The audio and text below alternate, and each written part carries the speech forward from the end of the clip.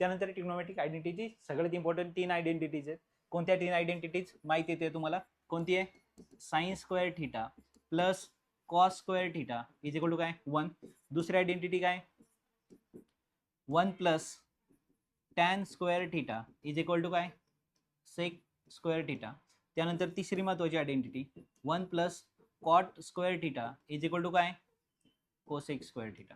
Okay. आता इथून परत तुम्हाला किती आयडेंटिटी मिळतात? 2 आयडेंटिटी मिळतात मेन. त्या 2 आयडेंटिटी कोणत्या? Sine square theta is equal to काय?